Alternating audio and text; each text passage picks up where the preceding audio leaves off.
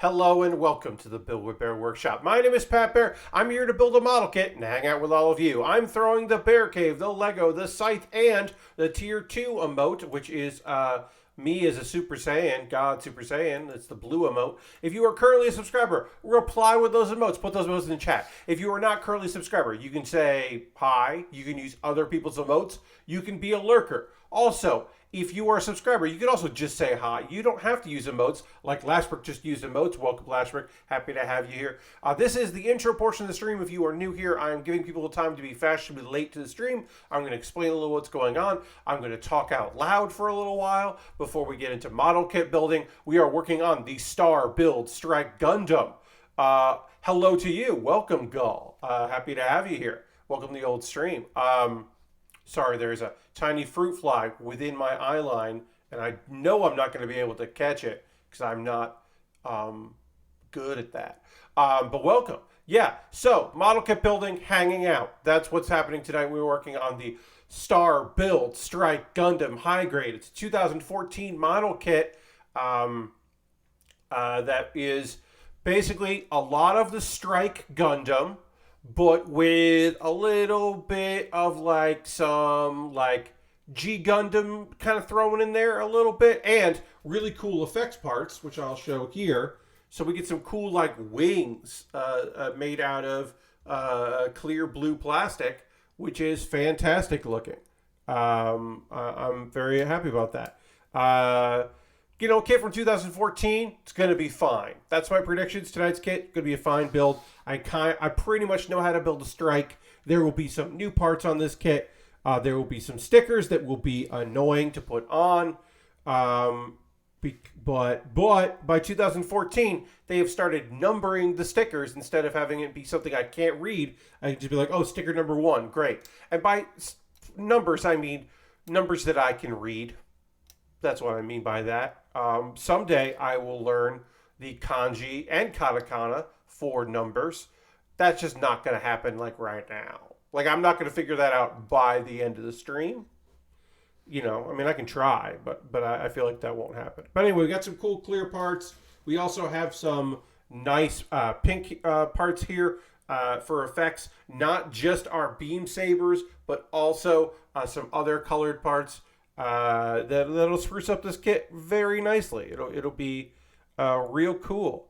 These are effects parts from the year 2013. Can you believe it? I'm sure you can. Oh, I should see, while we wait for people to roll in, gives people to be fashionably late. Let me see. When did this numbered? Okay. Our let's see. We got it right here. Can I read this? It's very small text. I cannot read this. I do not know when this polycap was printed. Sometimes they're like 2010, and sometimes they're like 2004 because they were just like, yeah, this frame, we know how to build this frame. We don't need specialty parts for this. We do start with a chest, which is nice, so we will get that going once we begin. Ghost Valve's here. Hello, Ghost Valve. Happy to have you here as always. Welcome, welcome. But yeah, tonight, to give you an overview of the evening, working on this kit, talking about the kit as we work on it, we will chat about a video game that I played some today and tried to play it yesterday and was unable to. We're going to, later in the evening, talk about some anime that I've been watching, give my review of the latest episodes of those. We'll talk a little bit about a convention and it making the right call that they should have made from the very beginning. Dumbasses. And also laptop nonsense. Specifically, 2 laptop nonsense with 1 laptop and then some interest in another laptop. And we'll see how that goes. Because directly after the stream on Thursday, I made a terrible discovery. We'll get into that in a minute. I'm going to reply to my own tweet. We'll get into the build here, and then we'll talk about that. So let me just go here, put that there, kind of that, and that. See here. Oh, I got a retweet. Thank you very much for that retweet out there. That's very fun. And okay, let's go to the overhead. Here's the overhead. There's the overhead there. There's my hands. You can see it right there. So you know it's time to go. All right, let's get this started here. We'll start with our blue for the chest here. You can see most of this kit is going to be white, so we will be using the gray marker for that, and then we'll be using the brown marker for any place that there's red, because there's a bit of red here. Some of the red is color correcting stickers, but not all of it. There is some red here. You can see the bottoms of our feet and all that, and the shield, but some of it is, unfortunately, and you expect it to be color correcting stickers to give some of that. So, and then everything is blue and yellow or gold. We'll use the black marker on. Okay, so here's what happened. Many of you remember that I am going to New York City in a little less than 2 weeks. Wow. And when I'm there, I don't have a convention, so I don't have to pack all my convention stuff. But I'm going to be there Friday and leave Monday. And the Big Apple. Yes, indeed, and John. Also, hi, I'm John. So I'm going to be there. And look, I could probably get by with my phone if I really needed to. I could probably get by with my phone and my iPad mini if I really wanted to. But I'm going to be there for some hours where I'm not visiting people. Like I said, I'm not going to a convention, so I'm not on the go. There will be downtime. There will be time where I'm just going to be chilling at my Airbnb, or coming back from a show and not being able to sleep, or the possibility that I might stream that Saturday. I'm leaving open the possibility if the Wi-Fi is good enough. So I need to bring my laptop. Now, my laptop is from the year 2016. It is an Alienware gaming laptop. I had a good deal on it at the time, so I was getting a fairly decent and pronounced discount on the product. So I was very happy to do that,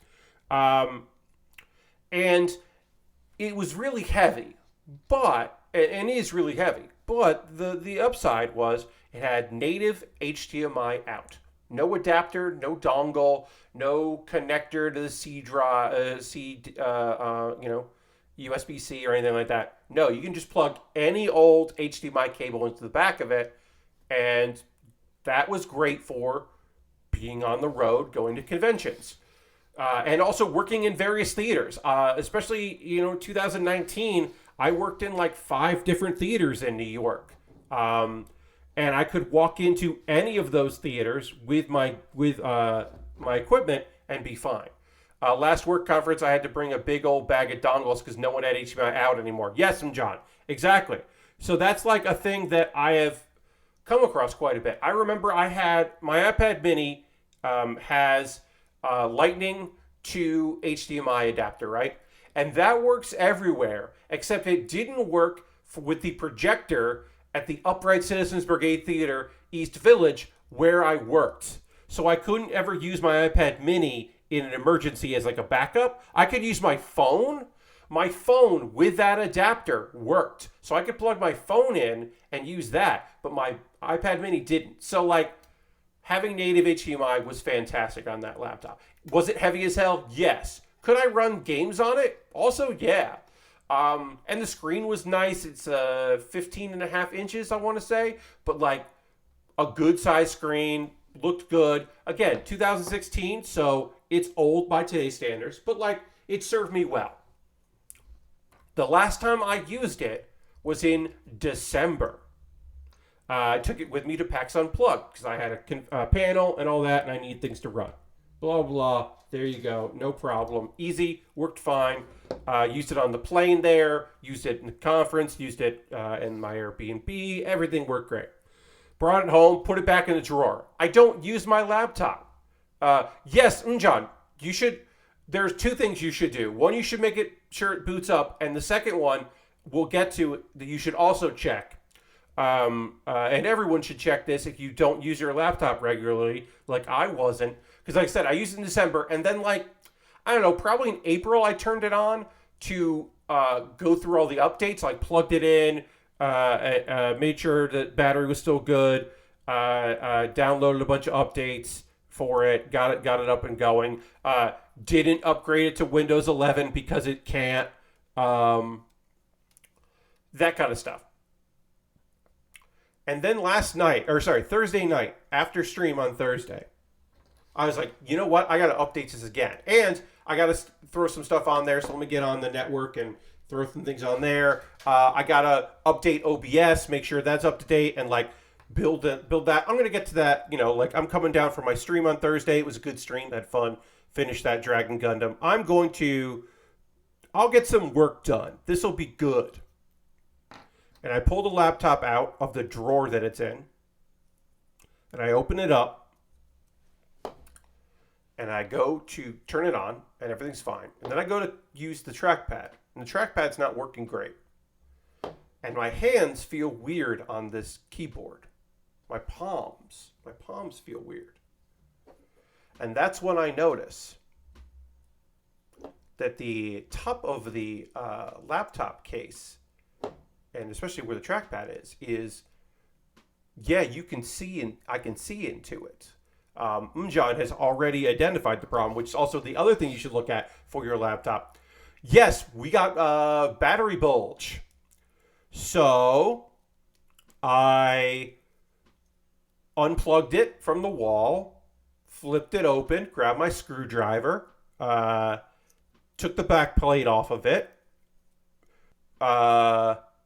looked at it for a long time, went onto iFixit, Googled that battery, which led me to iFixit, which led me to how to replace that battery. I don't have the replacement, but it did let me know how to disconnect where the battery is plugged in so I could disconnect it. Disconnected the battery, and then took everything apart from the back so that I could lift the front up, and then remove the battery from the laptop, and then put that far away from people to properly dispose of it soon. I will properly dispose of it. Right now I have not.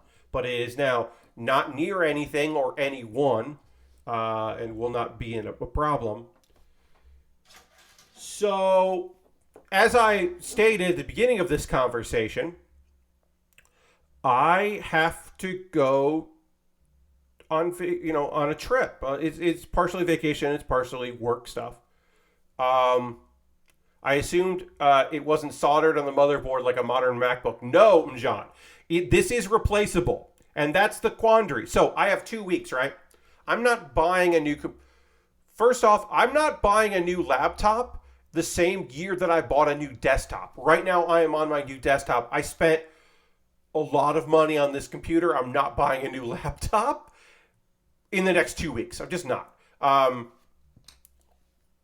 That's says, I don't know why I was thinking the battery would just be one of those in the back that had a slider disconnect when no one at work laptops had that in years. Yeah, it would be great if that was the case. Because then also, like, sometimes when you remove those batteries, you can just plug it in and it'll still work. No, this is partially because it was a laptop from 2016, but also because you got to remember that this is a gaming laptop made by Alienware, made by Dell, and they're not gonna. You gotta have a lot of power in that thing. Like the brick for that PC is pretty fucking big, and the battery is as wide as the computer. It's hefty. That style can run off the AC adapter alone. Yeah, this would. When I took that battery out, I haven't plugged in the power on it, but I can't imagine that's going to work. So, also I haven't put it back together yet because I'm going to have to, if I do get a new battery, I have to put the new battery in. I didn't want to turn it on to dump it, but I have taken the hard drive out and put that in my computer here to grab some files off of it, which worked out fine. So I'm not gonna. I just assumed that's a tether. Yeah, so John, right now I would have to put it back together to then plug it in to see if that works. Now, there are replacement batteries out there. It's possible that I could just buy a replacement battery for that. I don't know how much they would be. Probably in the range of $50 if I get a cheap knockoff that's not real and is questionable, and I don't necessarily want to do that with a battery. And then also $50 plus shipping. They got to pay for that shipping, I'm sure. Or probably because it's an Alienware product and they made a lot of them, but you're probably buying that from Dell. My guess is it's going to cost me probably about $150 to $200. That's my guess. That's based on what I know of, stuff and things. If I want to get a real old one, a new old 2016 battery is a sort of toss up. Yeah, and John, that's the thing, right? Like, I have thoughts of what this could be and what this could end up being, but I don't have like I don't know. I legitimately don't know. But I do know this. I'm not fixing this shit in the next 2 weeks, and I'm not buying a new laptop in the next 2 weeks. So, what does that come down to? Does it come down to iPad mini plus phone for the trip? That's a possibility. I could do that. I'm going to panel align this before we plug it in, just because it'll be easier to get at this like this. That's a possibility. I could do that. The other possibility is borrow. And so that is the plan. I am borrowing my months-old laptop that belongs to my mother that I helped her purchase. And is not a gaming laptop by any stretch. I will probably be able to play Hearthstone on that thing if I want to put Hearthstone on there, but I feel like that's probably it, which is fine. I don't need to put games on there. I don't need to put on, games for Windows, anything. I mean Game Pass, not games for Windows. You know what I meant, though. Well, maybe you knew it. Maybe you didn't. But that's what I meant. I'm not going to put any games on there. So, what is this laptop? It is an Acer Aspire 5. Pat, you bought an Acer laptop? I know what you're saying. It is within the... Here's the thing. I had a guideline for buying this computer. One was lightweight. Another was speedy. Kind of tough to do both those things. The other was under $400 before tax. So that was what I had to work with. I could have probably gotten a better laptop with it being like a refurbished, but that was not a possibility as well. So, which was not originally said. It was like, actually, more I think about it, no, I'd like a new one. So the Acer Aspire, wire cutter, liked it.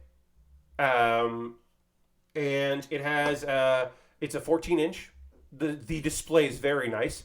It's got a Core i5 in it. I believe 11th gen, maybe. Yeah, it's got an i5 in it. I mean, if you can play Into the Breach on it, it's good enough. There you go. But yeah, it's got a Core i5, 8 gigs of RAM, which is nice because the other laptops in this price point that I was looking at had 4 gigs of RAM. So I was just going to have to buy more, RAM for it anyway. 8 gigs of RAM, 2 dual, so it's 4 gigs and 4 gigs. It's not one card of 8 gigs of RAM, which is great. And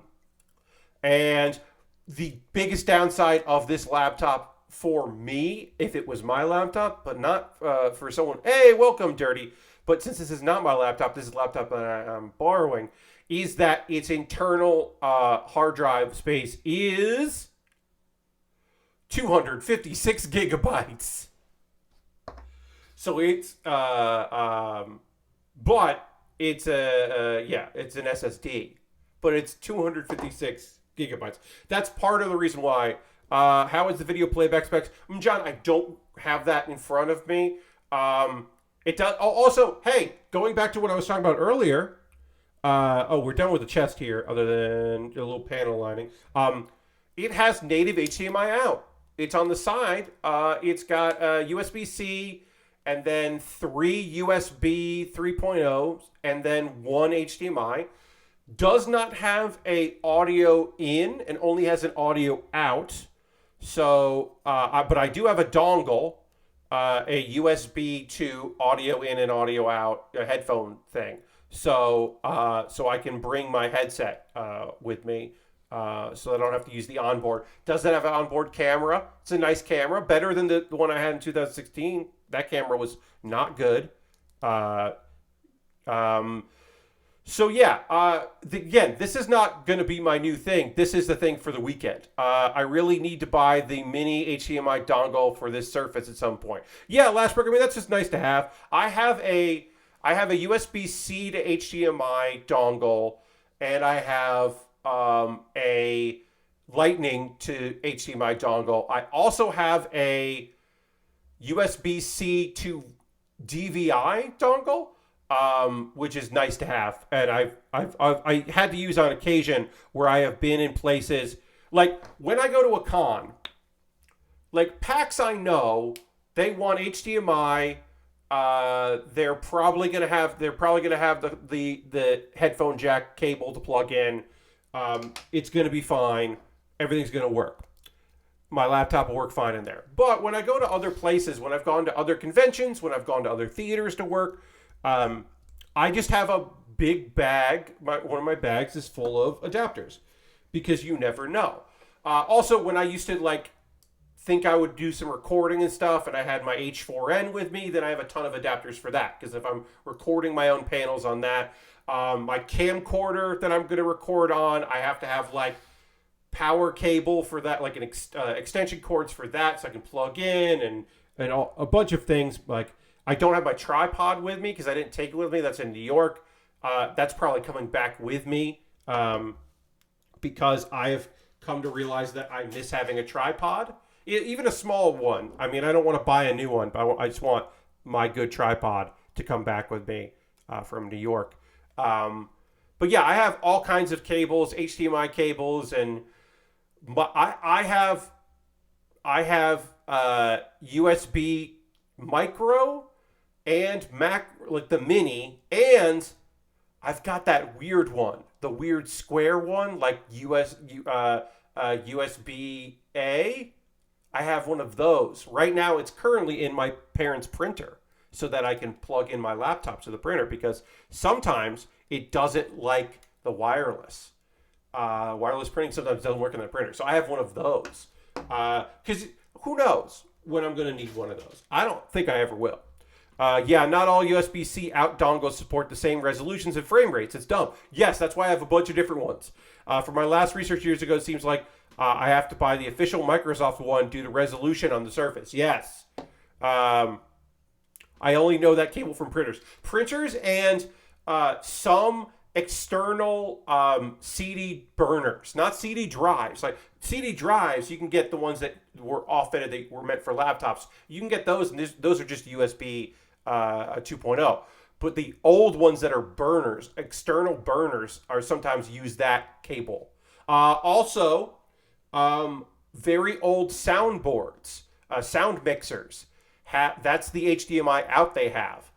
If you want to, not HDMI, sorry, that's the USB out. If you want to plug that USB cable into I have a computer and pull audio from the computer, you've got to do that. You need that cable. So that is probably the last time. That's probably why I still have that cable. If I remember correctly, I have an old external hard drive with a USB A connector. Yeah. All right. I need. So that's the solution right now. Is this Acer, which is going to be fine. It's going to be okay. Look, I haven't run. I'm not going to be I'm not putting VLC on it. You know, I'm not bringing a bunch of video files. I'm going to be watching stuff on YouTube. That should be fine. What I haven't done the test. I haven't done the.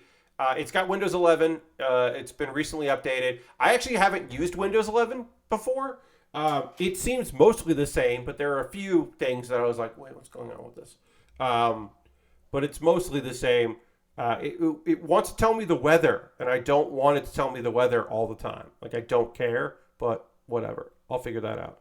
All right, I'm going to panel line this before I put the sticker on because I don't want to actually accidentally put marker on the sticker. But, this is the face, and I got to get it a little... Oh, I can zoom in a little bit here. Let me zoom in a little.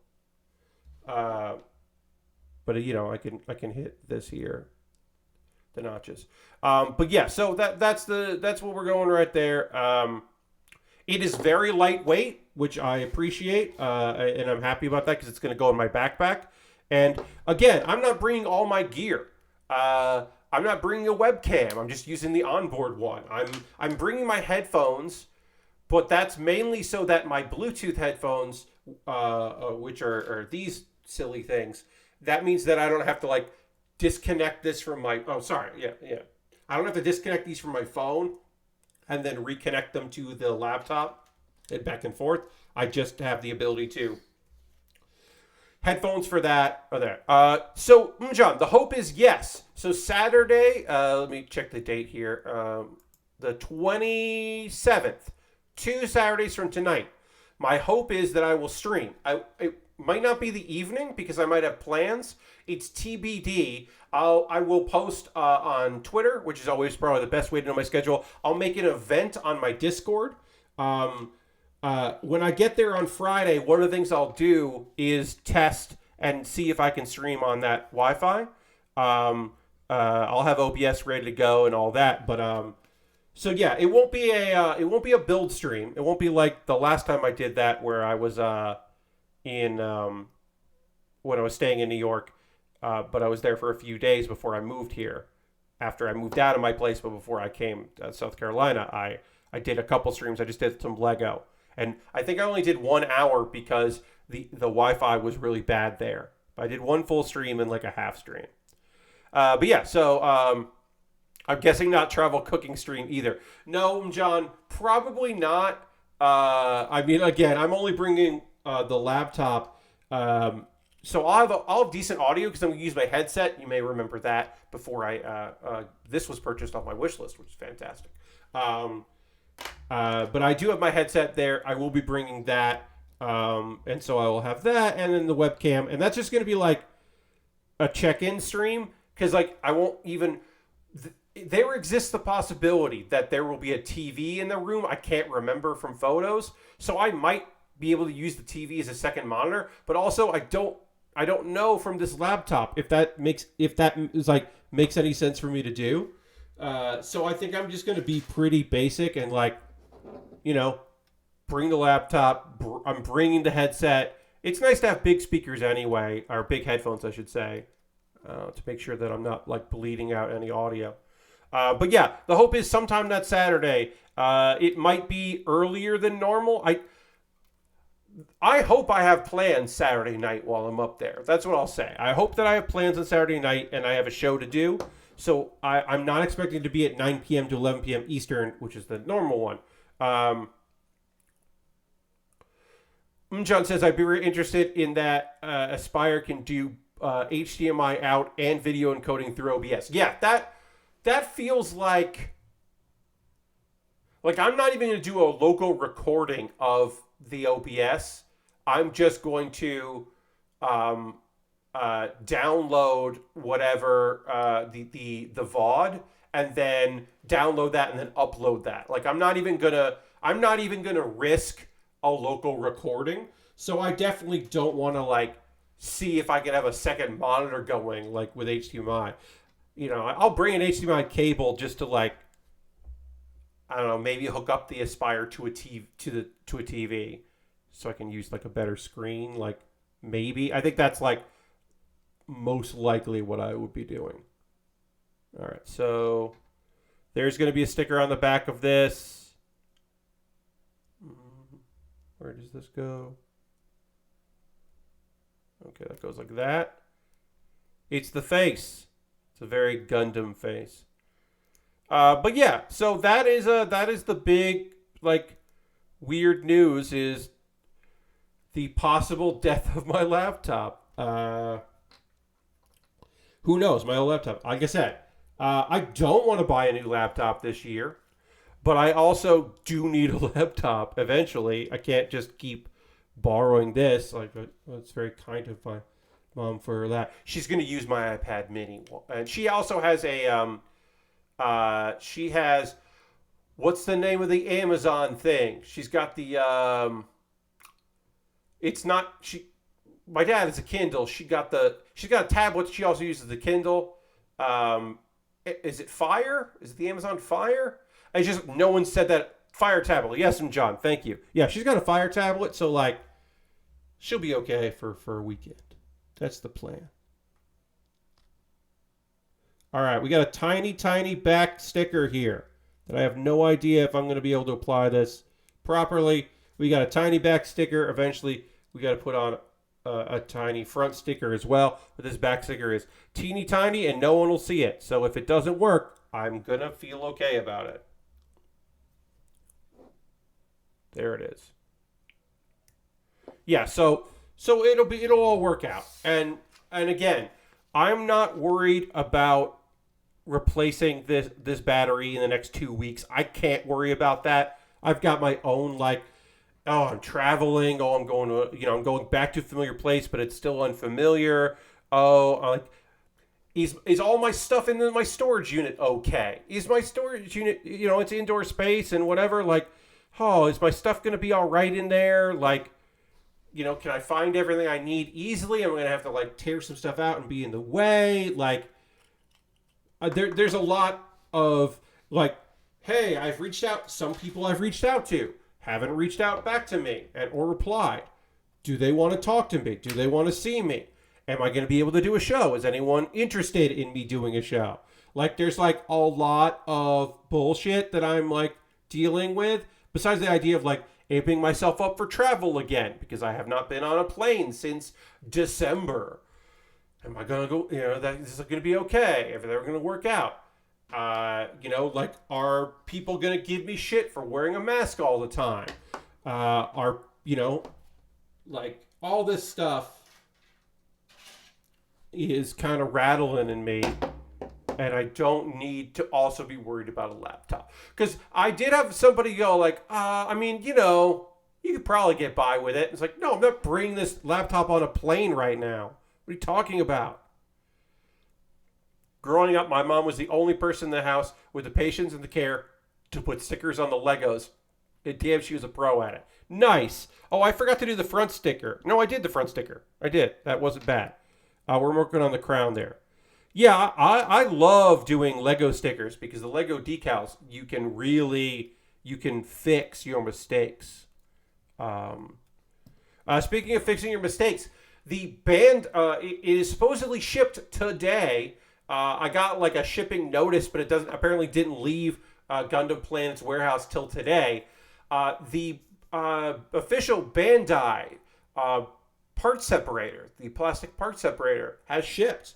And I am excited to try that out. And of course, the Bandai part separator. Yes, John, it isn't coming. That was a thing that was supposed to be shipped in June, and then they postponed it. It got pushed to July, and then July came and went, and they didn't update. Gundam Planet didn't update their website, and I was like, it's not July anymore. And then I got a notification that I believe it shipped out today. I'm gonna double check here. Get over here. Gotta go. Yeah, I got UPS with tracking. Of course, it doesn't.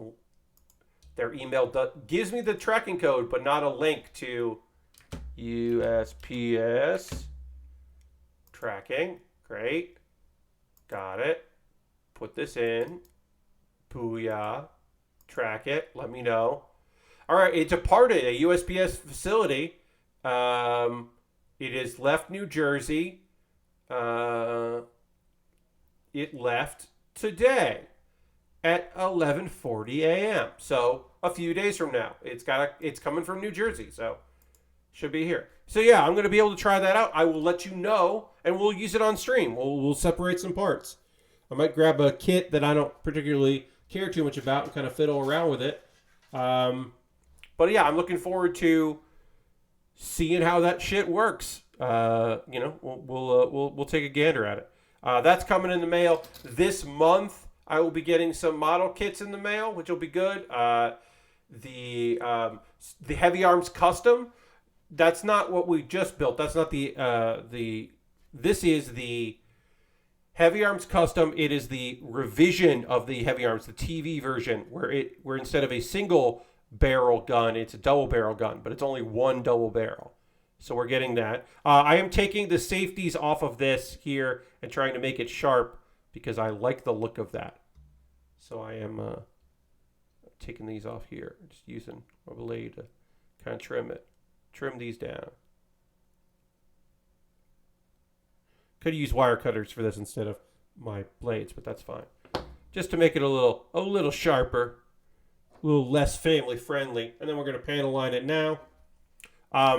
Yeah, so that's coming, and then the grunts, the non-Leo grunts, the Mercurius and Vieta or Viet. I haven't said those names out loud in a long time. I'm getting those kits. They're mobile suits. They're not grunts, but you know what I mean. Those mobile suits are also should be shipping. Those are separate shipping incidents, but we'll be getting those this month. Excited about that. Getting some things. Look, you can Google this yourself. I retweeted it. You can find it on my Twitter. I'm not buying the trash, the paper trash. There's literally a model kit that is just plastic that you can form into 2 balls of like paper balls that you would throw into a trash can. It's just that. I'm not getting that. I had a couple people be like, oh yeah. I was like, no. It's a funny idea. It's funny that they made it. I don't want that. It's going to be like, I think it was like $12 with shipping, and I was like, I'm not getting that. What are you talking about? So no, I'm not getting that. If it's available at a convention, I probably would buy it. That's what I'm saying. That's what I'm saying for that kind of kit. That's not a kit that I would pay shipping for, but that is a funny thing that I would buy at a con. I would see that at a booth at a con and go, how much? Yeah, all right. That's silly. I'll buy that. That'll do okay. All right. The head is done. The chest is basically done here. It is time to move on to the shoulders, and we're doing We're going to do one full arm and then the other full arm. So none of this, do it the same way at the same time or do both. You got to do one and the other. We're going to E and C. So we'll pull out E. We'll pull out C. I was eyeballing those Evangelion crab models. Yeah, John, I just don't like Evangelion enough for the lobsters. I like it, and I like the idea. It's just, I'm not going to go for it. I can appreciate why other people would go for it, and I think if you're going to get that, hell yeah. I mean, I bought the cup noodle model kit, but that thing fucking kicks ass. That cup noodle kit rules. So I have purchased silly model kits before. Let's see. Other things we can talk about here. Oh, turns out I don't like them enough for them either. But I will look at images of them. Yes, indeed. Let's see. Other things that I want to talk about tonight. Good on you, TwitchCon, for eventually doing the right thing. TwitchCon is in San Diego. It is in the same venue that recently had San Diego Comic-Con. And at San Diego Comic-Con, it was full mask while indoors the entire time, proof of vaccination or negative COVID test. That was how you got into the convention. And that was the thing. It was still jam-packed with people and probably a bad idea and certainly not a good call for people to make that their trip.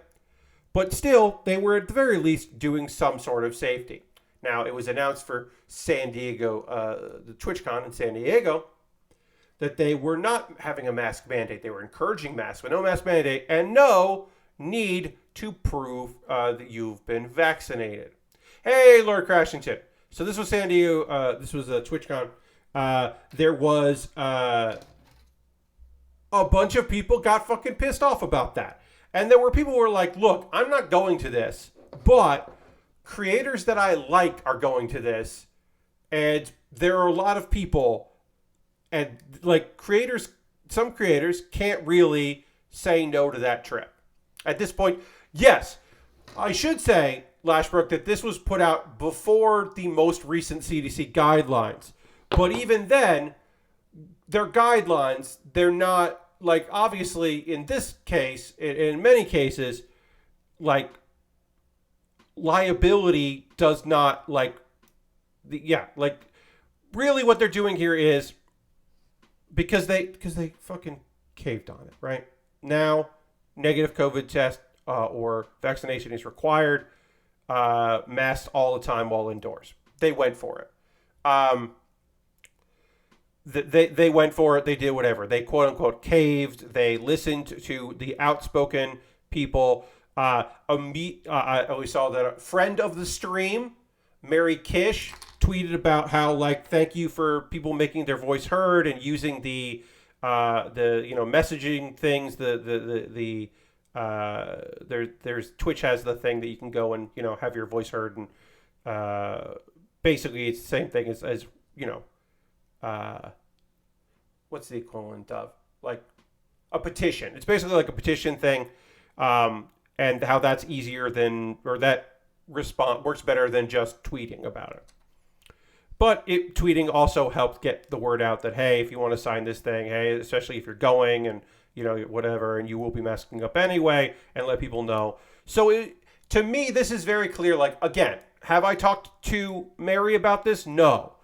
Based on what she said in her own Twitter account, what I know of her as a person, and what I know of individuals who don't have a say in things, it very much seems like, hey, this was a help, like this was a thing that people were fighting internally, and having an outcry of support for masking up was something that they were able to. I don't know why I'm having so much trouble with this. It was something they were able to go and, like, look at this. This is how this is the response. Like, it is. This is what people want. This will increase tickets. This will decrease the amount of assholes that we don't want there anyway. They probably didn't say that, but that's my interpretation of it. This is a good thing that we should be looking into, and that's our, whatever. One would assume that they're like, see, it's nice having something you could point at to help back up your argument. So I'm happy about that. Look, at the same time, there are other things, proper ventilation in the buildings, lowering the amount of people, doing your best to enforce a social distance seating at panels, and then fill in as needed. Stuff like that, hopefully. Especially, again, in a venue. Whoops! Why the fuck did this pop out? God damn it! Now I wish I had that part separator, because I thought I had done this right, and now I have to use my tools here. But it's very obvious that in a building that they just had a larger convention that did all that stuff, like, come on. You can't tell me that like, I have heard people be like, well, the building probably said no. So they said no to Twitch, but they said sure to San Diego Comic-Con? Like, okay, I don't necessarily buy that shit. Like, any convention, look, here's the other thing.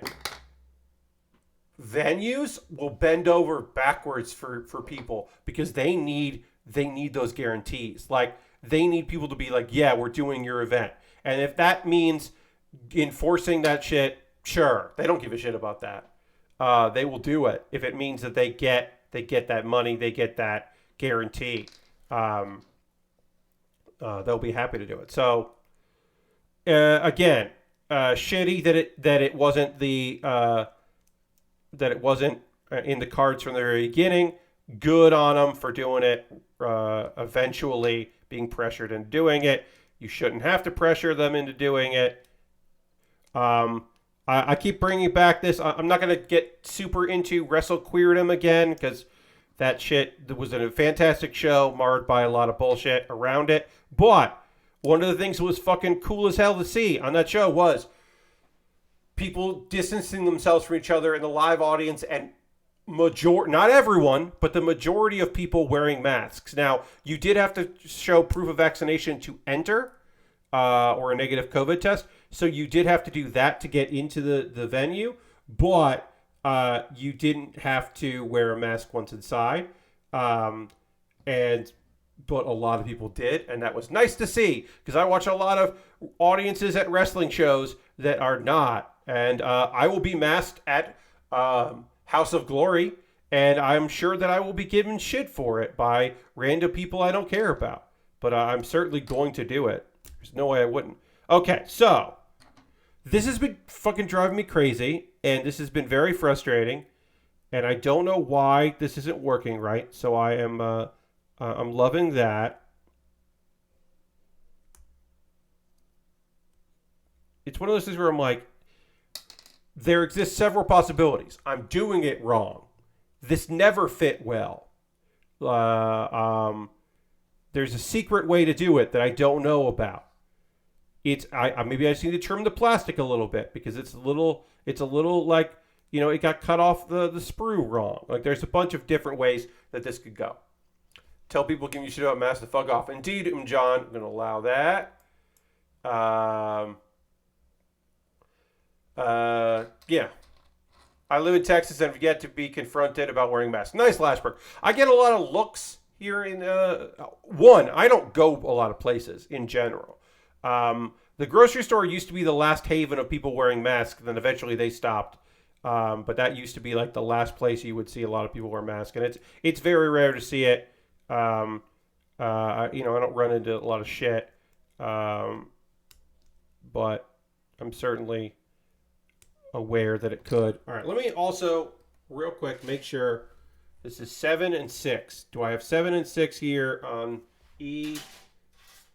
Make sure that's 7 and 6, because the other ones are 10 and 11. Okay. So my thought is maybe this needs a little trimming. I'm going to trim this just a little bit. Just going to do a little trim and see if I get that fit in.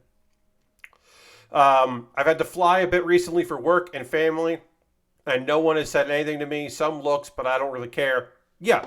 Also, like, at the end of the day, I'm a large man that fucking moves and does not wait around for bullshit to happen. And so, whatever. I don't give a fuck. The only time I've really heard from anyone was this is fun, in March 2020, when I went into a bodega and the person by the counter was like, "Another mask? What are we doing here?" And I was like, and I didn't say anything. I just bought my shit and left. And that person continued to rant. And I was like, oh, I have no, like, I'll buy stuff here, and I guess I'm not coming back. Like, I don't mind not coming back. God damn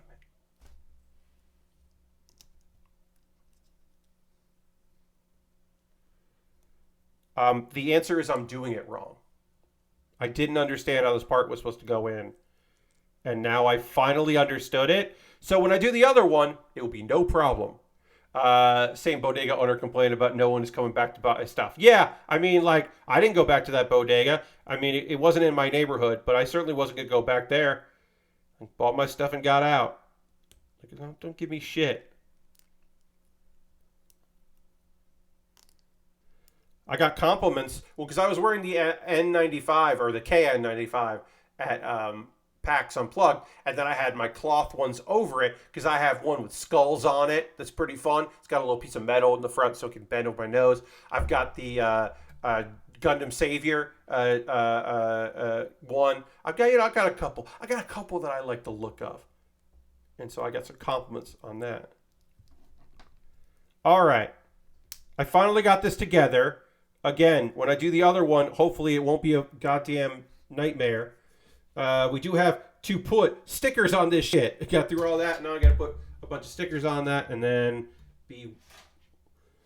B1, which is over here. Got to put that sticker on. So, you know, my work here is not done.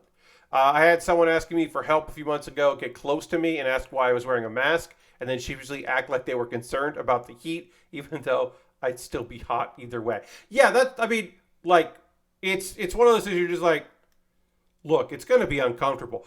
Here's the real thing. Talk to me in the winter time if you want to commiserate about me wearing a mask. Talk to me when I'm walking outside and my glasses fog up. Talk to me about that. Don't talk to me in the summer because it's hot. I got a fucking beard. Shit's hot. It's fine. Whatever. Should probably get something fun at this point to put over my KN95s rather than the blue surgical mask. Yeah, you could get something fun. Foggy glasses are real. Yes. It sucks. I started putting because I try to get a really tight seal, but I start for a little while in the dead winter when I was in Philly because it was cold down here. It's not fucking cold. In the early morning it is, but I'm not up in the early morning, so it's fine. But there was a little bit where I was cold in Philly, and I put gaffer's tape on top of my mask to try to keep it to keep stuff from going up there. It kind of worked. It didn't super work. All right, so we need 6 and 7, and then 5 and 4. All right, so I don't need this right now.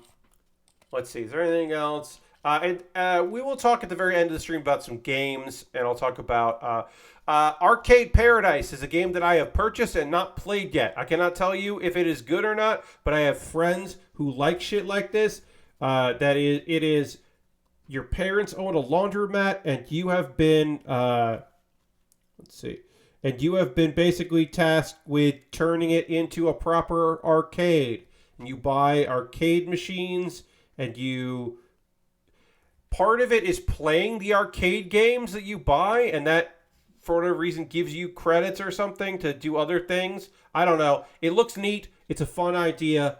I again have not fully checked it out, but I have purchased it because I love the premise of it, and I will give you a full report in the future because I will be playing it on stream on Wednesday. That's right. I decided that that's what I was going to do on Wednesday was play. I had been talking about trying to get a new game to play on stream, and that's it. So Arcade Paradise, next Wednesday, I will be checking it out on stream, and I will hopefully have more information about it before that. I'll play a little bit before we get going, but yeah, I'm really excited about it because it looks neat. It was, I believe it was 10% off, so it was $19 instead of, whatever, 19 something, because it's normally $20. I remember when the pandemic started and reading the tips for making sure glasses don't fog up. None of that shit worked. Yeah, it depends on your face. It honestly depends on how your glasses sit on your nose. I don't really have a problem with my glasses fogging up with KN95s. That's good, Lashbrook. I definitely was running into a problem with my dual mask setup where my glasses were still fogging up because it was fucking. Also, my glasses were fogging up because I was going my glasses don't fog up in the summer, but this was the winter time, so that was really an issue. You don't really run into. I mean, you do. Your winters can be cold, and we've seen that. But I'm not talking about like Philadelphia in December cold. That was a different kind of cold. All right, so that's that. That goes on there.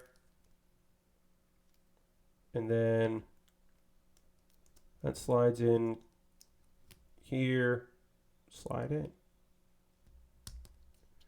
That slides in like that. These stickers don't feel like necessary, but whatever. They're on. And then 5 and 4. So we'll get 5 first, then 4. These are thin stickers. Basically, they didn't give us gold plastic. They gave us yellow stickers. Bastards. Very thin stickers. Okay. So yeah, I will have more to say about that, in the future. I again have not investigated that. Wait, what sticker? What's this supposed to be? That's 5.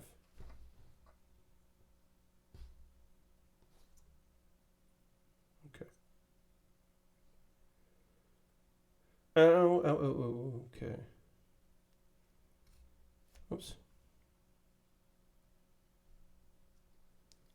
Looks neat like this, but it's annoying that this is a sticker and not just a piece of,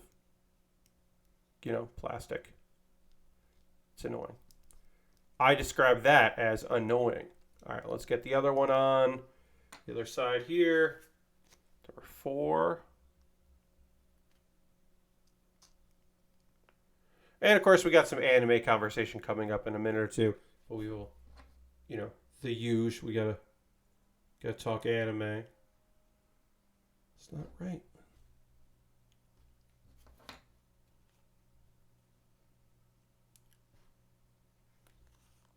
Oh, I see.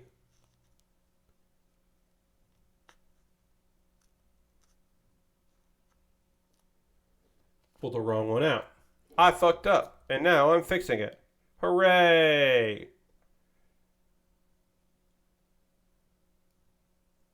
I had a lot of trouble with this shoulder, but now the shoulder at least is done. I have now completed the shoulder. I can now move on to other problems because this doesn't need, I guess I could panel line that. Let me just do that here. Seam here. Won't even be able to see that. All right, shoulder's done. Boom. Look at that. All right, now is the part of the stream where I talk to you, the audience, about ways you can support what I do here. All the things I'm about to talk to you about are optional. None of these are things you have to do, but if you would like to, that would be rad. I would love it. If you are currently a subscriber, you can throw the Baer Cave, the Lego, the site, the mode in the chat. Let the people know that subscribing is an easy way to support what I do here. Would love to see your emotes in chat. Becoming a subscriber, again, easy way. You can use Cash Money or your Prime Gaming token. If you have Amazon Prime, you link that with your Twitch. You get that token. You use that token on my stream. You could gift a sub. You can see the gift sub leaderboard there. We've got a Firestar Man, a Bobby Dice Roller, and Aristofan, all gifted subs. You can gift a sub to somebody in the community if you want to support and you don't want to become a subscriber yourself. Also, nobody has cheered this month, so you could join the top of that leaderboard if you wanted to and be the top of the charts there. That's the thing you could do. But yeah, subscribing is an easy way. It's probably the easiest way to support me if you wanted to. Let's see. Other ways to support what I do here. There are some. I have a Patreon. If you want an alternative to Twitch as far away as a way to monthly support me, there is a $1, $3, $5, and $10 tier. There's different rewards for the different tiers. Take a gander over at patreon.com/PatBear. Also, take a gander at youtube.com/PatBear. I'm going to stop saying gander probably. youtube.com/PatBear. Subscribe for free. That's an easy way to support me for free. You get videos that way. That way you get some videos, turn notifications on so ring the bell, all that stuff. But there's also memberships over there. $2 a month. What a steal. And you get my Wednesday videos on Tuesday. So if you can't wait till Wednesday, you can do it on Tuesday. It'd be great. It would be great if you did that. Other ways to support me, those are all monthly ways. And if you're like, wait, Pat, I can't do that. But every once in a while, I can throw you $1 or $2. Well, here are some ways to do a direct donation that benefit me, from Coffee and PayPal and Streamlabs. And everything I make through direct donations, through Twitch, through Patreon, through YouTube, which also includes AdSense. So watching my videos does help me that way as well. That all goes into a fund, and I buy model kits with that money. I have a good backlog of some cool kits. The kits that I've pre-ordered come from your generosity, and I appreciate that very much. Now, the kit that I'm currently working on right now, the Star Build Strike Gundam. This kit was bought by an anonymous person off my Amazon wish list. And if you would like to make me wait on what I'm building on my backlog and instead build the thing you want to make me build, well, then you could buy something from my wish list. I have been told that someone has also bought something recently from my wish list and it's coming in the mail, and that'll be the next thing I build. There are Lego sets that are very inexpensive on that list, like $8 Lego sets. There are more expensive kits. I just recently put in a 3-in-1 that's $17 right now, which is a good price. That makes a speedboat, a jet plane, or a helicopter. You can make all three one at a time. I've got inexpensive model kits, more expensive model kits, kits that are like unreasonably high priced. Like, why is that master grade $71? I don't know, but it is. It's the mobile Gin, and I don't know why it's that pricey, but it is. And then some equipment at the bottom because it's nice having equipment options for people. But yeah, you buy something there. I shoot a video for my YouTube that is dedicated to that thing as a mailbag video, and it jumps the queue because that's the least I could do. So take a look at that, see if there's something there that you would like to purchase. An alternative to that would be my Throne wish list, which is much smaller, more curated list on Throne. I appreciate Throne and what they're trying to do out there. So you can take a look at that. Or you can go over to USA Gundam Store, buy a gift card. They send you an email with that gift card code. You then send me a DM on Twitter with that gift card code. I use it. I buy something from USA Gundam Store. You can make suggestions. I don't want to pre-order with your gift card code, but I will if you really want me to. But for the most part, I would prefer that you just be like, hey, look at this. Or, hey, have you built anything from this show in a while? And I'll go like, oh, well, this is what they have. I'm going to get that. Thank you for your generosity. Only a couple people have ever done the USA Gundam Store option, but I do appreciate that they have because it's neat.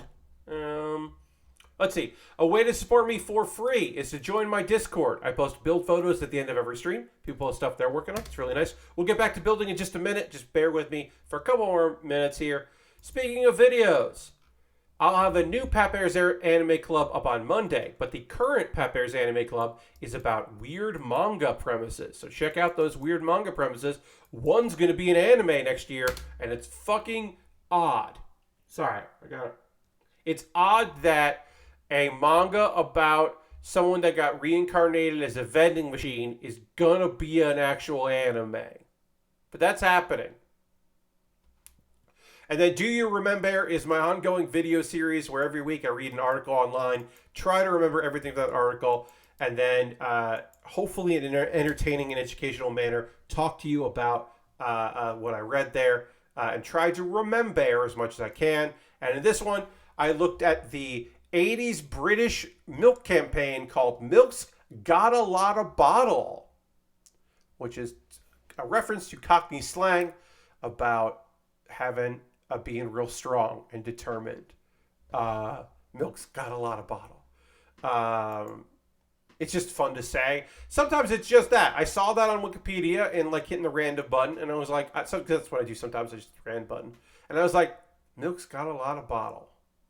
Yeah, I'll say that. And all right. Should be about that haunted vending machine that has been around for decades, but still somehow works. If you know that story, I do know that story, Lord Crashton. And this is about somebody that like finds himself in like a dungeon, and he's a vending machine, and then somebody randomly comes up, and their symbiotic relationship is she can get items from him, which is great, but she's so strong she can't control her own strength, but she's strong enough to easily carry the vending machine, and it weighs enough to like weigh her down so she can then control her strength more, and and there's other things that happen. I haven't read enough of it. That's that thing. That's going to be an anime. And I'm going to watch some of it because I try to watch every isekai unless it's like about purchasing a slave so you can have sex with it, the anime, which is one of the ones out this season I'm not watching. Sounds like the Roshi training. Yes, it is kind of Roshi training. Wow, I got like a tickle in my nose and I apologize. Cannot get rid of that itch. Anyway, we're going to get back to model kit building, which is essentially what I do here is build model kits and talk about stuff. I'm going to talk about some anime. I have to drink water. I must drink some water before we continue.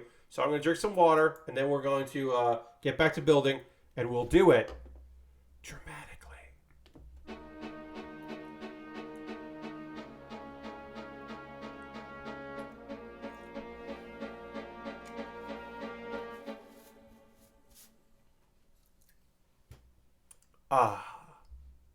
It's time to get back to building.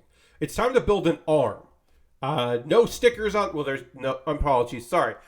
One sticker. I've got one sticker on this to put on eventually, but for the most part, it is just pretty straightforward here.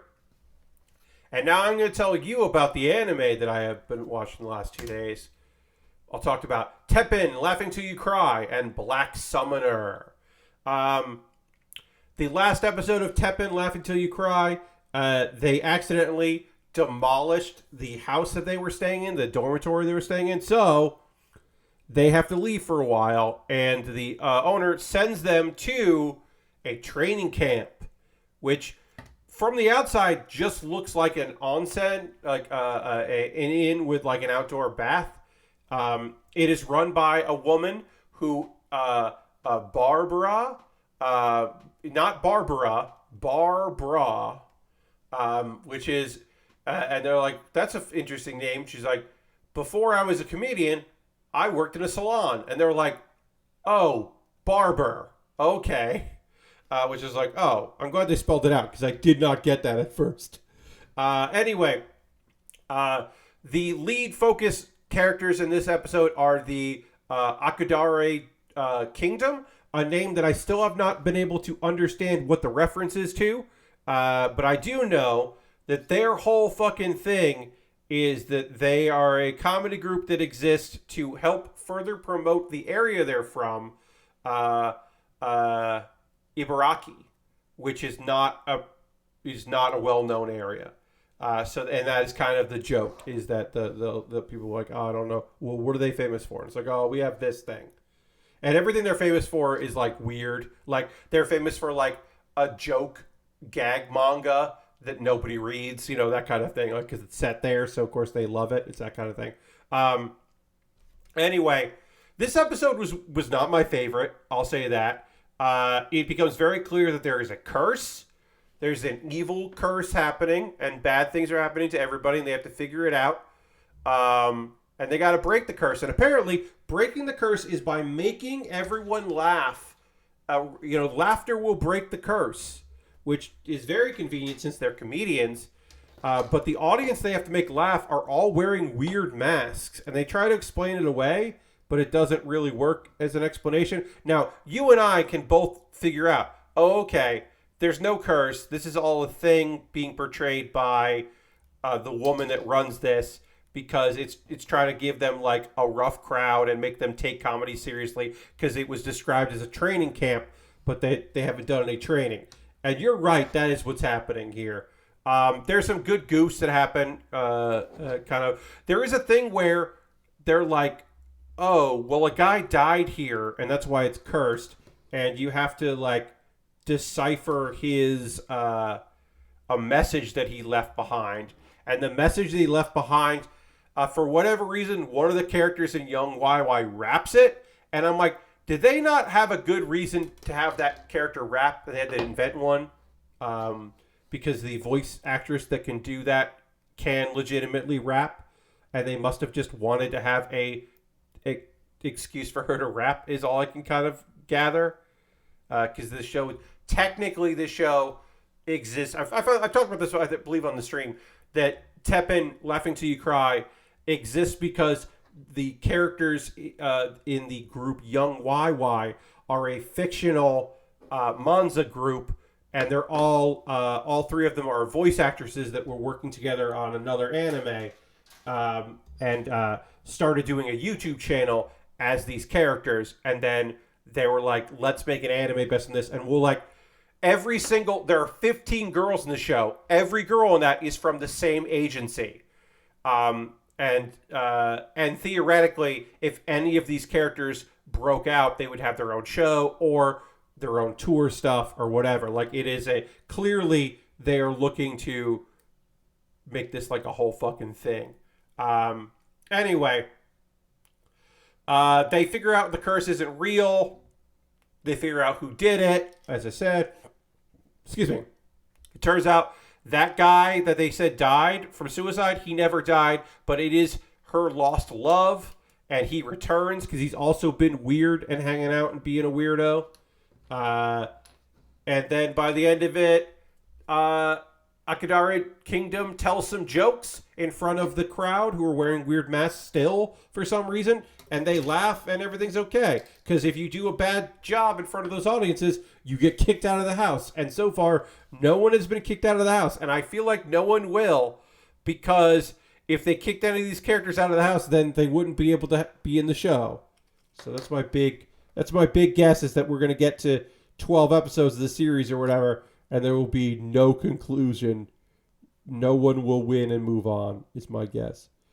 All right, I got to figure out where 13 is. 13 is blue. A blue sticker. You got blue plastic, but nope, can't use blue plastic on this. We couldn't make this piece blue. Because a little section of this has to be blue. Couldn't make that blue. Instead, got to have a sticker on it. I understand color correcting, but this kind of thing is always frustrating to me. Tiny color correcting stickers, I'm like, don't even bother. Big color correcting stickers, I understand. But like, you could have just made this all white and it would have been fine. You didn't need to do this. Anyway, that's Teppen. Laughing Till You Cry. I almost said opening act. That was the subtitle of my Setsu opening act, which was also about Monza groups that were all ladies. I do hope this, like I've said this before, I do hope this kind of show does indeed inspire young ladies to pursue comedy.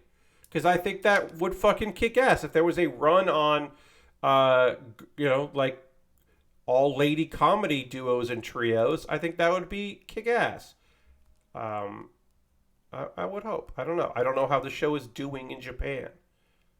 I don't got numbers. Nobody tells me anything. Before I get into Black Summoner, as far as I know, there has been no announcement from Disney Plus that they have gotten the rights to Bleach. Crunchyroll has not said anything about it. You would imagine at some point, the rumor right now is that 1,000 Year War, which is coming next month. The rumors are that Disney Plus has acquired the rights to distribution, and so it comes like, will it be weekly, or will it come out weekly in Japan and then come out all at once at the end of the season? And nobody really knows. My assumption would be this is not happening. The Crunchyroll has the rights. And then there will be a dub, and I could even see the dub appearing on American television on Adult Swim. That is going to be my guess on that. And people are like, well, we don't know yet. And that's so weird because the show's coming out in October, and it's like, there are shows, now granted, not all of them are as big as Bleach, presumably, but there are shows where we don't know who got the rights to it until like the month of the show or the week of the show coming out in Japan. So it's just like, nah, that's not a smoking gun that people think. Also, the people that broke this don't break news. They just report on news on Twitter, and they have it went up. Originally they had like 20,000 followers. Now they have more because people are like, oh, what? No, but I'm so mad about this, blah, blah. And if you were like, oh, I bet Bleach fans are furious about this. Is this for the new stuff or all of it? So it's the new stuff. There's a new season of Bleach. Bleach is coming back. They're going to do the final arc, or at least they're starting the final arc. And it's that. The rumor was that if you want to watch this new stuff, you'll have, because the fear is that you will have to wait for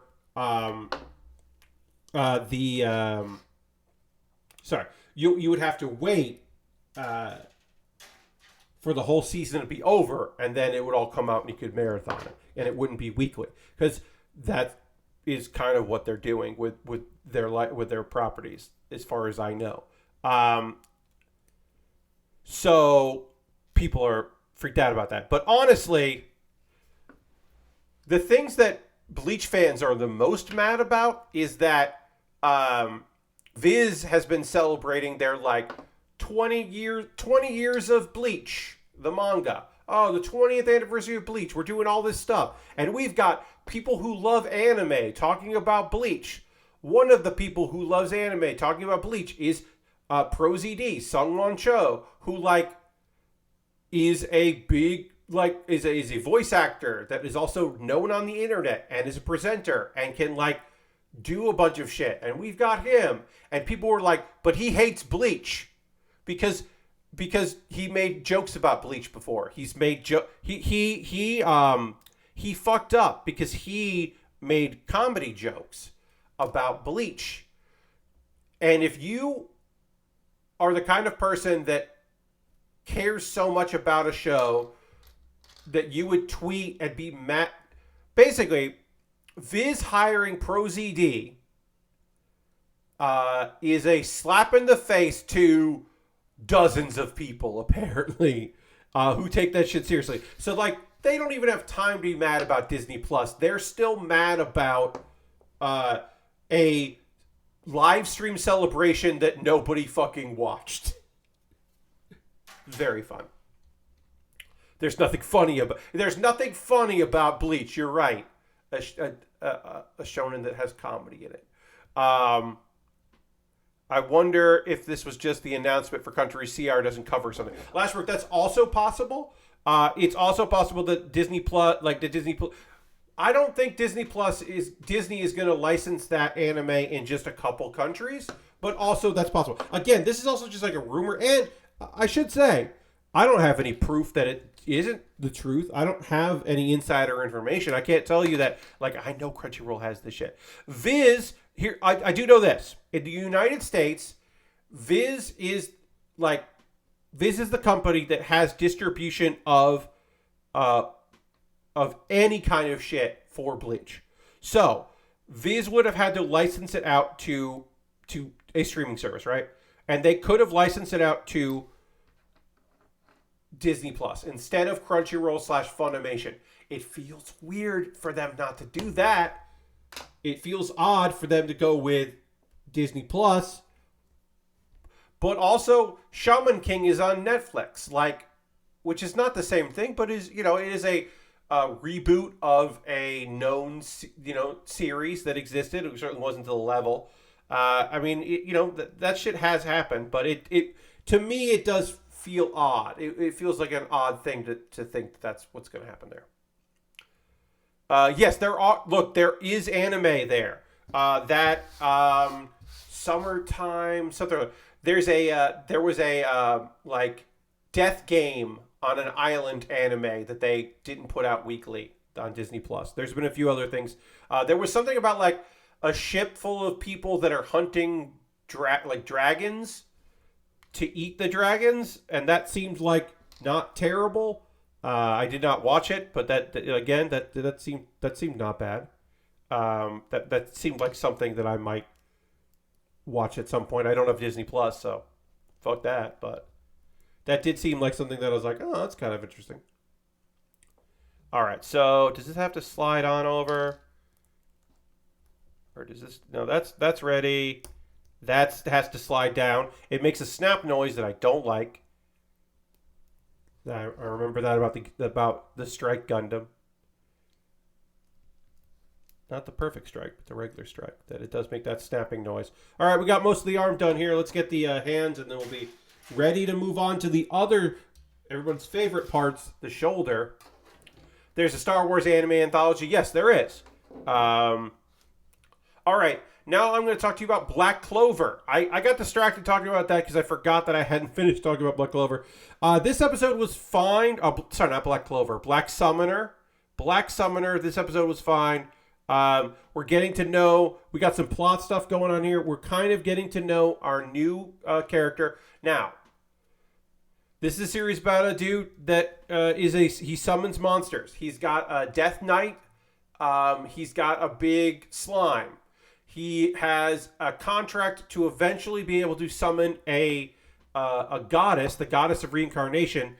She is off right now looking for one of her avatars. She apparently has humanoid-like bodies she's going to try to figure out a way to put herself in that body because he can probably summon that, because right now he can't summon a goddess. He has an elf that hangs out with him that is not a summon. And then last episode, they saved a demon who is the daughter of the last demon lord, and they're going to take her along. And I don't understand why, because he didn't summon the elf, but for whatever reason, he's able to summon this demon girl. So Sarah, Sera, Sarah, is now a summon, and I don't know why she is. But anyway, she's got cool gauntlets. She just like punches and kicks shit. She's, I would describe her as pretty great. She does have a costume thing, or she's got like something that makes it so she doesn't look like a demon. She just looks like a human, which is helpful because the people would be freaked the fuck out if they saw a demon. Anyway, they're traveling because she always wanted to see the seashore. So she would love to travel and see the world. And Kelvin has heard that this area that's also on the water, two birds with one stone, that place also apparently has rice. And he has been craving rice because that is a standard thing for Japanese, for isekai, is that Japanese characters often are happy in their fantasy world, but are just hanging out and waiting for the day that they can get their rice because they miss their rice. So they're going to head there. Does their carriage get attacked by bandits? Of course it does. Does Sarah wipe the floor with the bandits pretty much fucking instantly without any problem? Of course. And they find out about the leader of the bandits. Turns out the leader of the bandits is a hero from another country. And they're like, we'd love to capture these people, but politically it's going to be a whole thing. They'll probably deny that it was that and say that we were doing something. And he's like, oh, that's rough. And Kelvin's just like, Kelvin's like, yeah, I feel bad, but the main reason I don't want to do this is because he's only level 50, and that sounds, they're 70. He's like, no, he sounds super weak. I don't want to, he's like, I'm not jazzed about fighting somebody that isn't strong. But don't worry about it, because the heroes who we haven't met yet, but they were the heroes that were summoned are coming to town. And he's like, great, make them do it. Now you'd think, oh, very smart, Kelvin. You make them do the dirty work for you. They go in, they capture this guy, no problem. They free the kidnapped girls, the heroes anyway. And because they're from another country and heroes, it won't be a problem. No one can say anything. Even after the fact, when we learn that this country sent them there to fuck shit up and to make things worse ahead of maybe a war. Look at how easy it was put that together. Once I know how to do it, that came together super easy. Fuck yeah. I'm very pleased. Now I have to do more of these stickers, but that's fine. Anyway, that's not Kelvin's plan. Apparently Kelvin's plan is he wants to fight all these heroes because they're weaker than he is, and he needs them to be stronger so he doesn't have to get involved in shit, which we learned before. So the reason why he wants them to come here is so that he can pretend to be the bandit leader and fight them all to see how strong they are. Which I'm excited for that fight because we didn't really get... Kelvin didn't do shit in this episode. But yeah, I think that's it for that. So not a great episode, kind of building for the next one. We'll get to see a fight because the fight was really one-sided for all of this that we had there. But that's fine. And yeah, that's that episode. The only other anime news out there is... Was there any other anime news?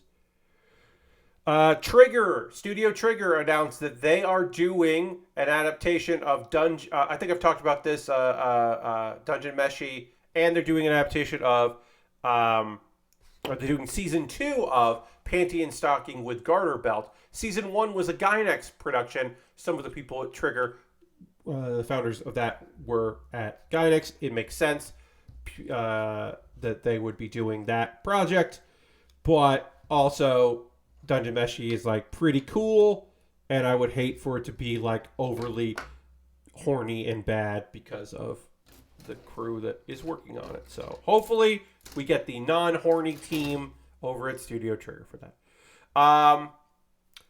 let me say, we didn't talk about this. Here's the thing I can talk about. I did not watch the THQ Nordic presentation. They did a showcase, a digital showcase.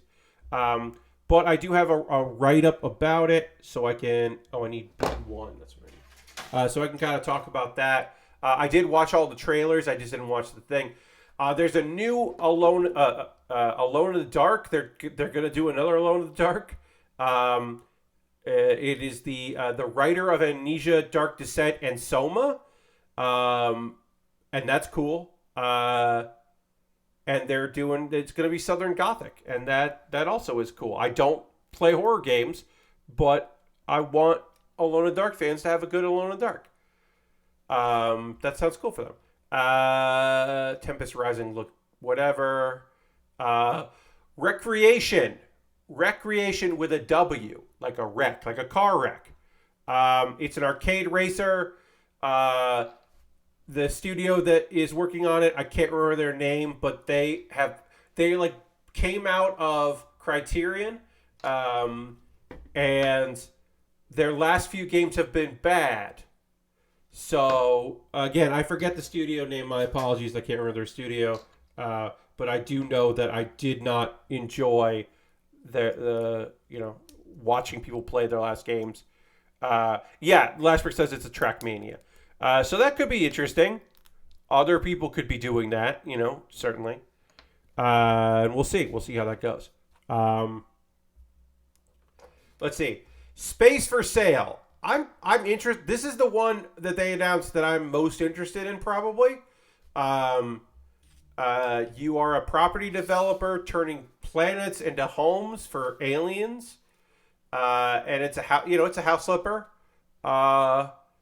And that sounds kind of fun. It's a house flipper in space. I am certainly interested in finding out more about that. That was the one that I was like, oh, all right.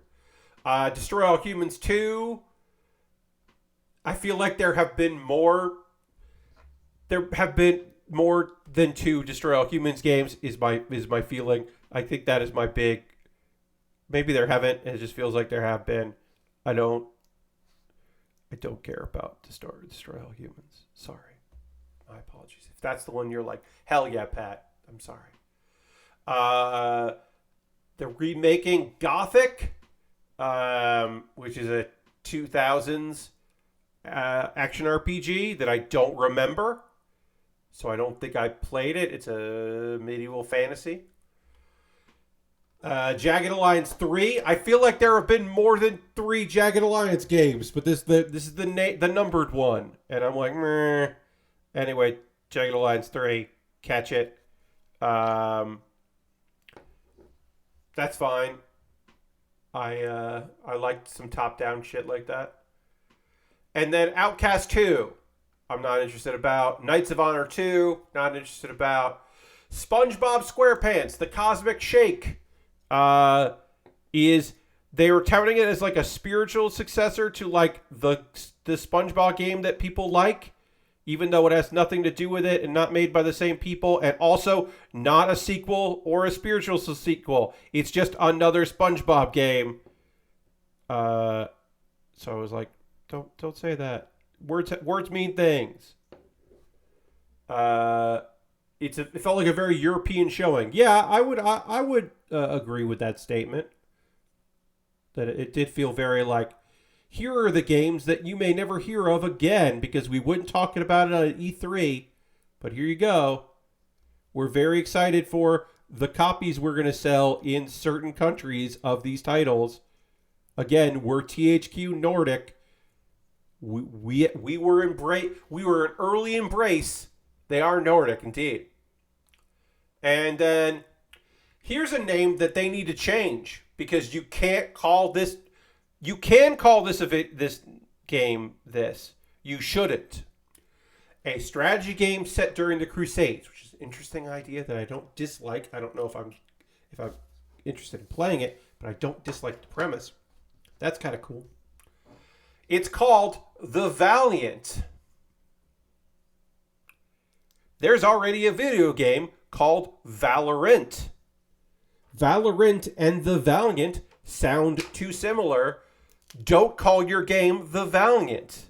Because you're going to say, oh, did you check out Valiant? Because you're not going to say the. You're going to be, oh, are you checking out Valiant? And you'll be like, Valorant? Yeah, I played that. That's not my thing. Or, oh, I love Valorant. No, The Valiant. And you go, what? It's bad. They shouldn't have done this. They made a mistake. They made a mistake with the name of this video game. Don't call it The Valiant. Oh, and then Way of the Hunter. Fuck that. We don't need... Look, Pat Baer's going to get on his goddamn soapbox for a second. I was just kind of on my soapbox about, like, this is the bad video game name. This is not that kind of soapbox. Hey, what's a Valorant? Hi, Harold. Hey, Way of the Hunter doesn't have to be a video game. We don't need hyper-realistic, super detailed animal hunting simulation games. We don't need that anymore. Stop it. Fuck off. I don't want it. I don't want it here. I don't want to think about it. I don't want to talk about it. I'm not going to keep talking about it. We don't need that shit anymore. We as a society should have fucking moved on from our realistic hunting simulators. Not really interested in THQ Nordic stuff since they do business with Saudi Arabia. I mean, yeah, look, it's tough, right? In one instance, it's very easy for me to never buy an SNK game who is 90-something percent owned by a particularly awful person. But, you know, yeah, it is certainly reasonable of you to say that and difficult to kind of avoid that stuff as a consumer, but certainly possible too. And yeah, I don't blame you for it. Pat Baer's Valo rant. Yes, my very rant about Valorant. Thank you. I'll be here.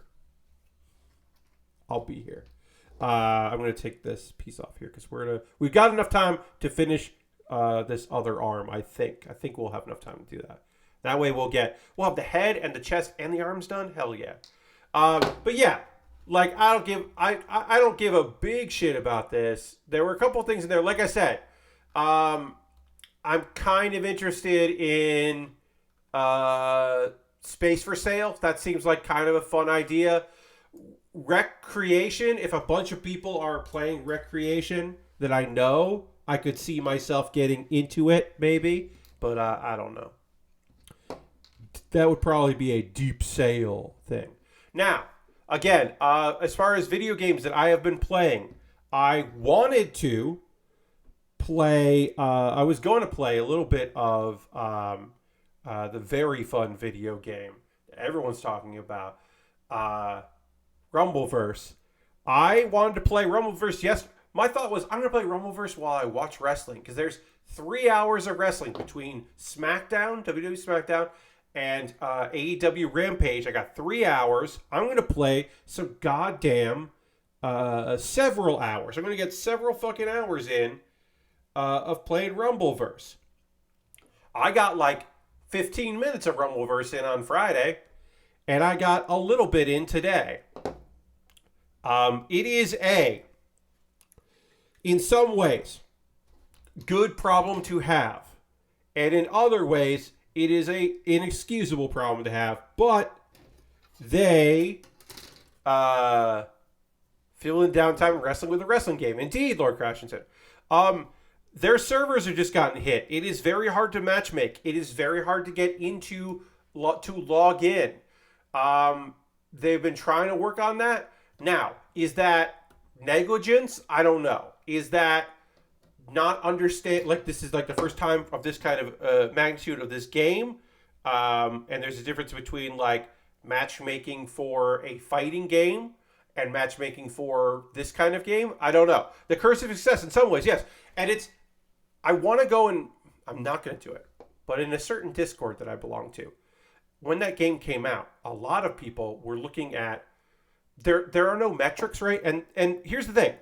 Play it yourself and decide if you like it or not. Who the fuck cares other than that? But they were like, well, you know, the only way to really know how it's doing right now is to see is to just go and see if people are streaming it. Like, are there any big names streaming it? Who did they get to stream it?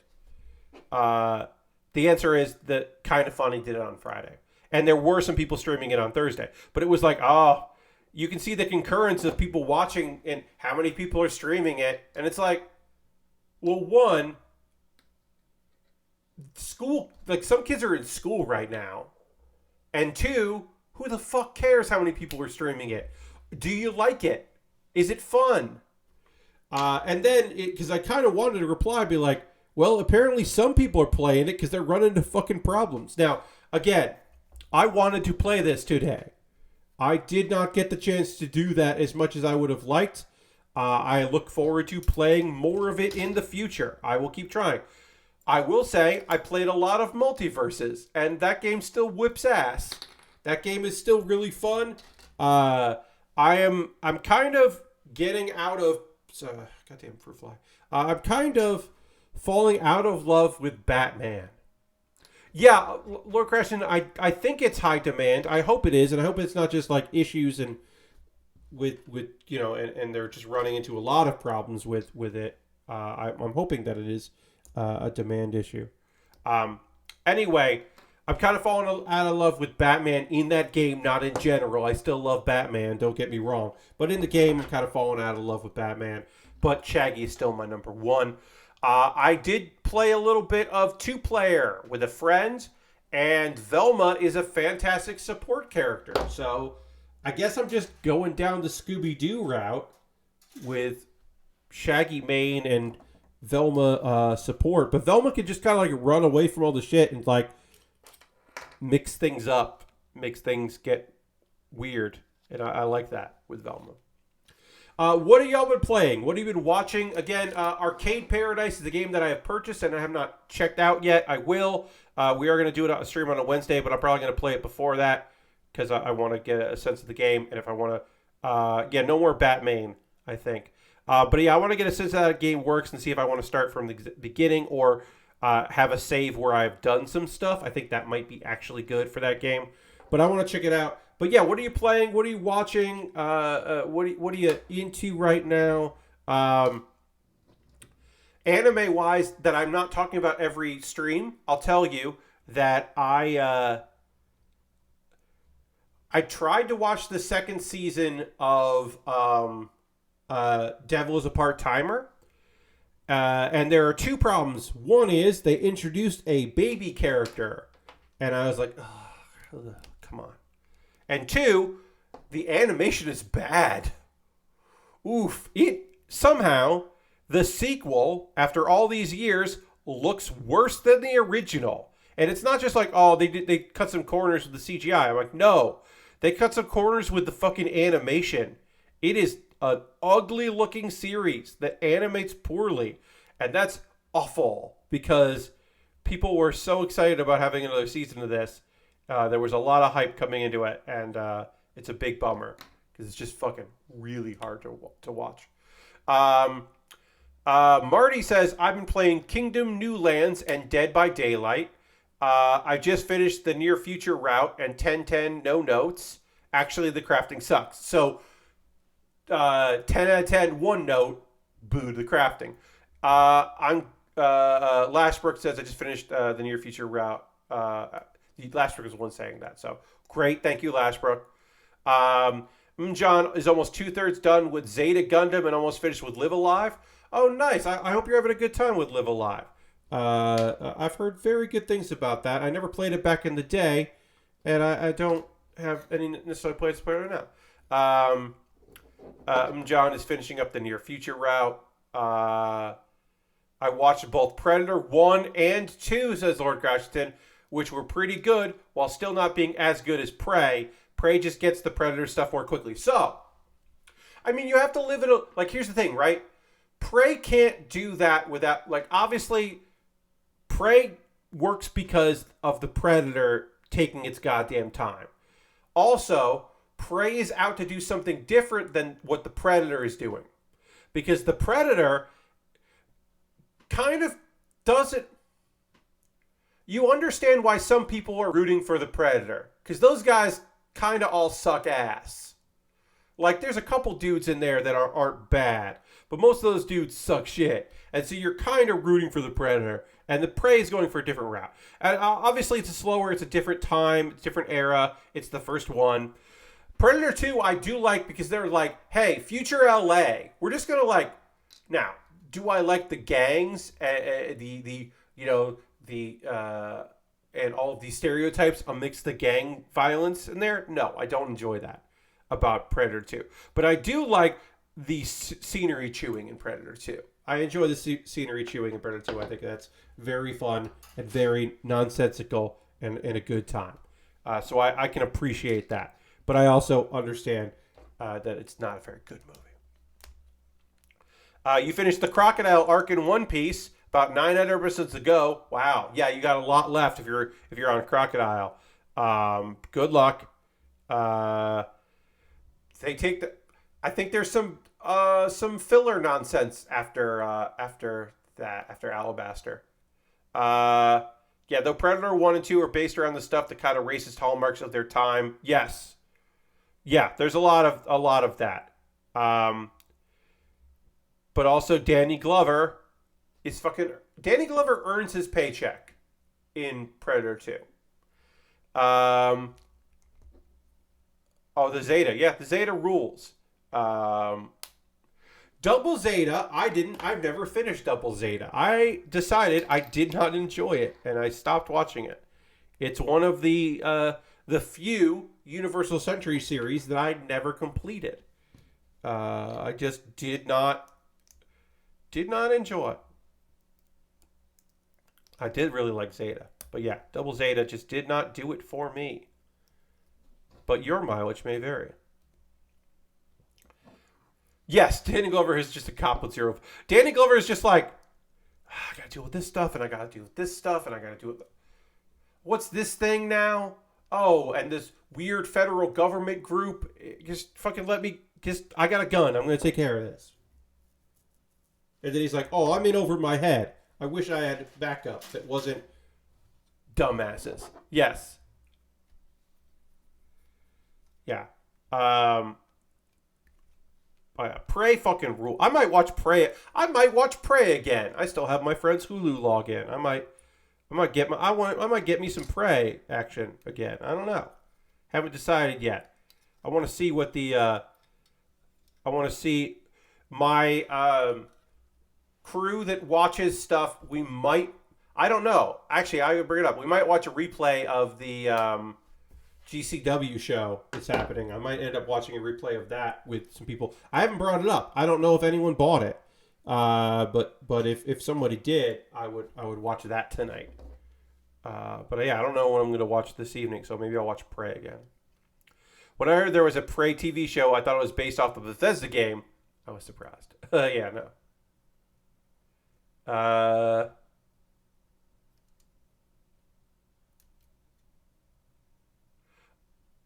Yes, I do know you. Yes. I've been watching Morbido since I bought it during the Sentai sale, and the Blu-ray looks good. I do remember L'Arc-en-Ciel. I do. A Necessary Evil. If you want to watch. I should watch Silent. I should track down Silent Morbius and try to watch some Silent Because .moe, I don't even know if that site is up anymore. I know they stopped working on it because some API changed. They stopped working on it before the mesh of like Funimation and all that. But I wonder if Silent Morbius, no. Not Morbin Time. Silent Morbius, an anime that had like a full like DVD release and VHS release here in the United States in the early 2000s. And I don't know if anyone has that. It was from, there was a TV series from 1998. There was a 1991 version and then a 1998 version. Let's see. I bet nobody had. Oh yeah, you can just watch the English dub on.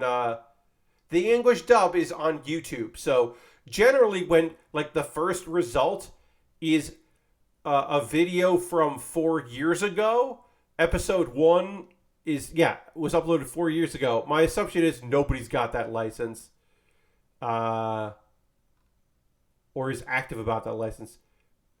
But yeah, I bet. Oh yeah, TV Guide. Let me know, TV Guide. Nobody is streaming it. Thanks, TV Guide. All right, so I'm gonna have to illegally watch Silent Morbius if I want to watch that. I don't know why I would want to watch that, but maybe I would. I don't know. It just popped in my head. It's like an old anime that I like watched, and it's kind of the manga was not meant to be like a rip off of like the female-led cyber city kind of vibe. It wasn't necessarily meant to be a Ghost in the Shell ripoff, but it very much feels like one. I think there are angels involved. I can't remember. It's been a while. But I might want to check out Silent Morbius at some point. I could watch the first episode dubbed. I wonder if I could find it subtitled. I bet I could. I don't know. Actually, I don't know if anyone has torrented it. But maybe. I could illegally watch it. All right, there's the feet done.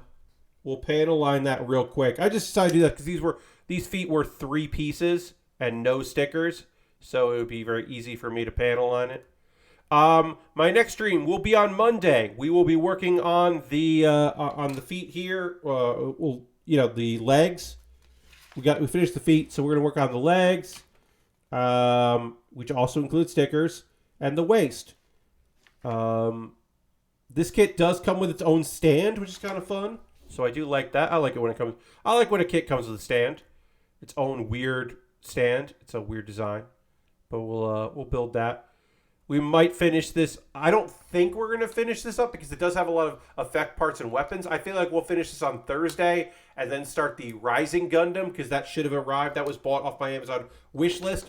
I don't know when it's going to get here, but I assume it'll be for Thursday because I think we'll wrap this up on Thursday and then start the that particular Gundam. Oh, I didn't panel line some of the head here, so I can do that real quick.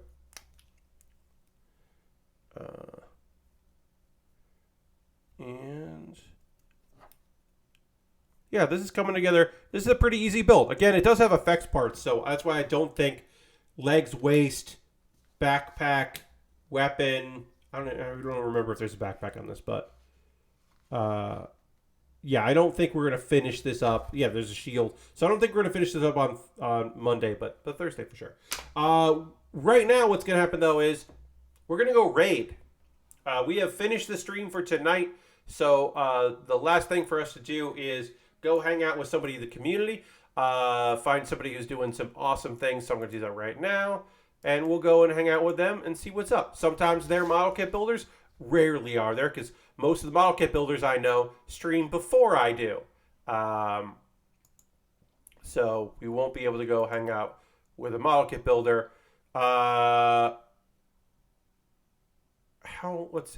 Let's see. I'm investigating. I can't imagine they're streaming that much longer because they have been streaming for almost 20 hours, but we're going to go catch the end of Ra-Ra's stream. Because I don't know how much longer Ra-Ra is going to be streaming. So we're going to go hang out with her. Again, she's been up for almost 20 hours, which is ridiculous. So we're going to go there because maybe me being there will be here like, oh, I should go to bed. Because I care very much about Ra-Ra, who is checking out, who's been playing the Arcade Paradise. So we're going to go hang out there. Feel free to come along in this raid. I would love it. It's going to be fun and weird and maybe short, but she'll also raid somebody at the end. Thanks so much for being here. I hope you have a great rest of your night. I hope you enjoyed this stream. Please, if you are new, hit the follow button. Come check me out again. Thanks so much for watching. I'll see you in the next one. Goodbye, goodbye, goodbye, goodbye.